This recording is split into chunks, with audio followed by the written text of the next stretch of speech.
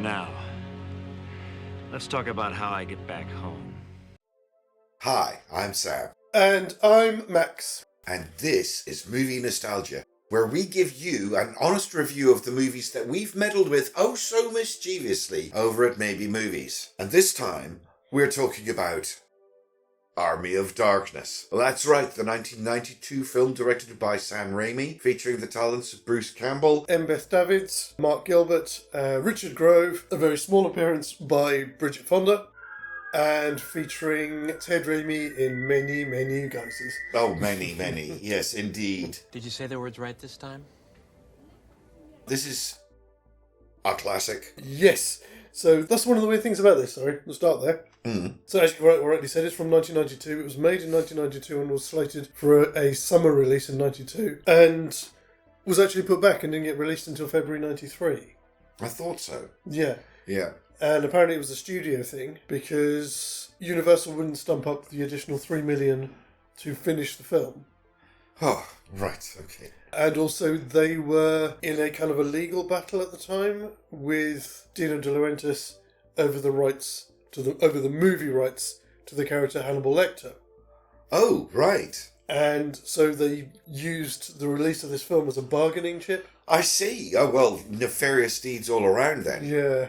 Again, this is another one I'm not entirely sure. It was sometime in the 90s that I saw this. I know that. I might be wrong, but I'm pretty sure I saw this at the movies. Oh, nice. I'd loved Evil Dead 1 and 2, and by 92, I was going to the cinema quite a lot. And of course I was going to go and see the new Sam Raimi movie. Of course I was. Yeah, I don't think it was that long after it came out, because let me think, no, so 93 is when I moved back to England from France. And I remember my friend Adrian telling me about this having come out, because obviously I didn't move till later in the year, till like August, September time. Of course, yeah. So he told me this had come out, and I know I'd already seen certainly the first one, probably the second one. Sorry, again, this is one of those ones where I didn't see the first one first, I saw the second one first.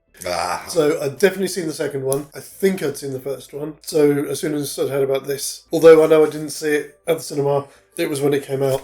And we hired it. Like I say, this one is a classic from a classic series of the 80s and early 90s. And this one's a bit of a deviation from the previous two movies because it lays so much more heavily into the comedy and the slapstick of the scenario over the horror. Like, there is horror there, but the comedy and the slapstick seems to be more prominent. So it did make a bit of a change from Sam Raimi's usual shtick.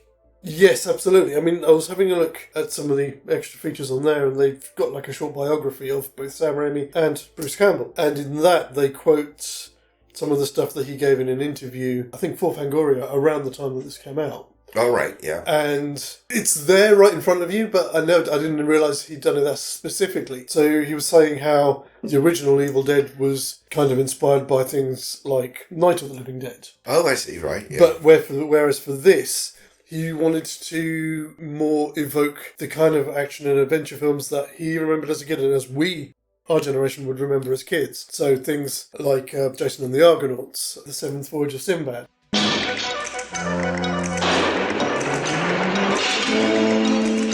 Right, of course, yes. That's the kind of movie he wanted to make with this. And I must admit, I think he made the wrong choice.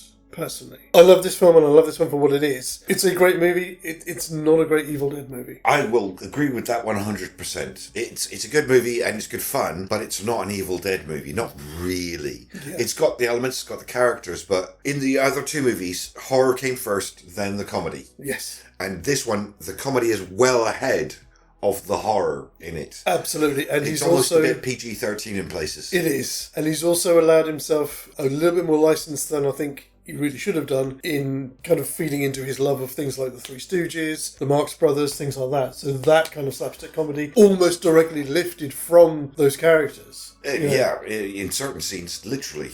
Yeah. And I think it's to the film's detriment, unfortunately. It is a great film and I love watching it. And if on a whim I go, I think I might watch Evil Dead. Groovy. I then have to go and watch Evil Dead 2 and 3. Of course. But it's such a shame that he went that route, because this could have been something special. Yeah, I mean, personally, I've always been of the belief that Evil Dead 2 was the sweet spot. Yes. Evil Dead very horrific. Army of Darkness, very comedic. And the perfect sweet spot of horror comedy is really Evil Dead 2. Yes, because it never breaks your believability in the world that he set up. Yeah. Yes, there are some hilarious comedic moments in Evil Dead 2, but the dead stay dead until they get possessed and come back. Death is still a real thing, and they are still terrified. I mean, it's like, as you were saying, the scene in this was very kind of the Three Stooges. Oh, the bit with the skeleton army coming up. Yes. Yeah. Exactly. Yeah, that's funny, the first couple of times, but I haven't laughed at that for quite a long time. Whereas every time that fucking moose turns around and starts laughing at me. Oh, God, yes. Even talking about it now, I can feel the hairs on the back of my neck go up. Yeah, no, exactly. That's, like I said, that perfect level of horror and comedy. And unfortunately, this one went too far into the comedy. Not saying it's a bad film.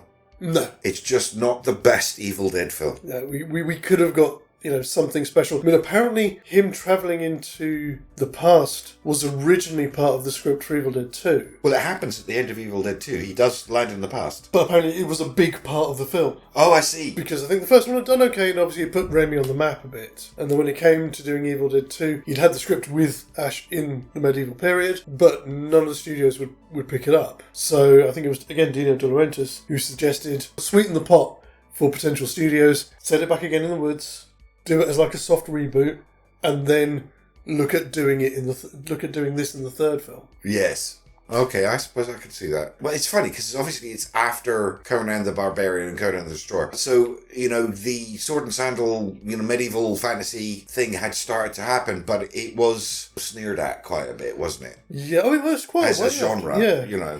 Yeah.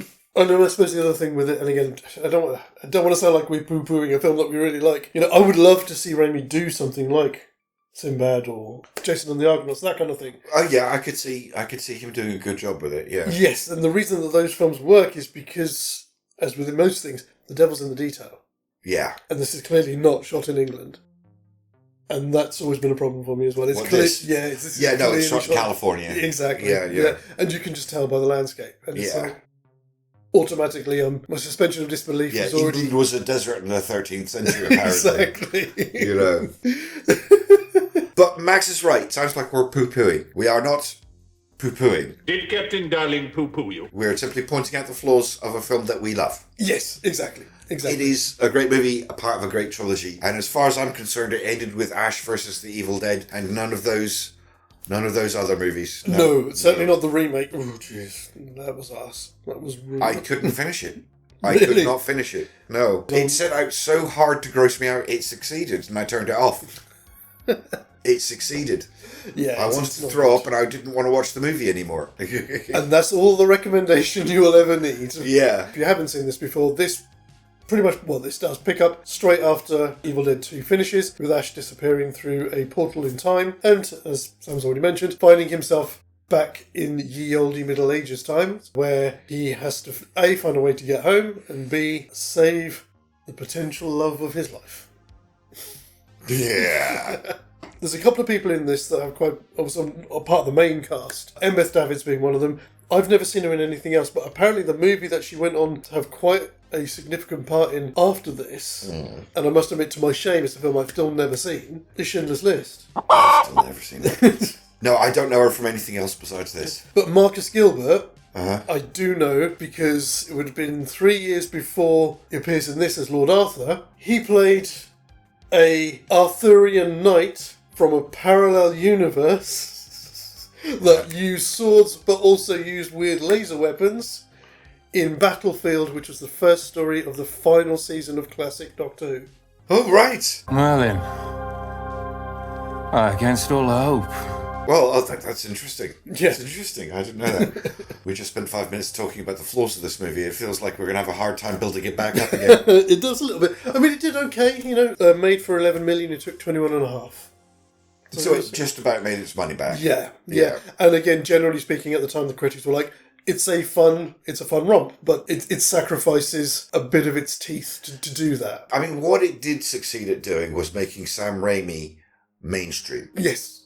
I think without this film, we probably wouldn't have Spider-Man and things like that. Yes. And the other things that he's done. This is what lifted him into the mainstream because it was a bit PG-13 and it was acceptable for general audiences and people noticed it because of that. And of course they went back and watched his earlier films, but this is what, like I say, this is what brought him into the mainstream. Yeah. Apparently, again, the other bit of trivia that I saw, which I'd never heard of, and I'd be interested to see if they still exist. So apparently the original Evil Dead was a huge success in Italy, and even spawned a number of unofficial sequels. I've heard of this, but although I've never seen any of them. I can't imagine the quality would be great, but it'd be interesting just to see, how it inspired other people's imaginations. Well, yeah. It's like all the zombie movies, from the Italian zombie movies and stuff like that. It's the same sort of thing, isn't it? Xadrum is more than just curious content on YouTube. We're also a small publishing house with books covering a range of genres from 1940s pulp adventure to children's novels and even a touch of the macabre for those who like their literature on the dark side. Our titles are available in both paperback and ebook formats. Ebooks are available on Amazon, but physical copies can only be bought exclusively through our website at xadrum.com. Jeff's got enough cash as it is, so why not help us little guys grow and thrive? Links can be found in our banner and in the description to all of our videos, and we look forward to helping you indulge your itch for escapism. Even after the flaws that we've pointed out, this is still a great movie. I still enjoy watching it every time we sit down and put it on. It is eminently quotable as well. It is, yes. This is my boomstick. Which is how it ended up being on Maybe Movies, because there was a meme, or this meme, I'll probably put it up here somewhere if I can find it, if I've still got it, which was just like, how could we not? How could we not? And it was good fun. It was good fun to do that on the show, because they do weirdly fit together quite well. Strangely enough, yes, they do. It's like I've always thought, and I know you didn't see all of Ash vs. Evil Dead yet, have you? No, I haven't watched all of the last season. Because they bring in, I think in the second season they bring in his daughter, don't they? I got to the bit where he was dead.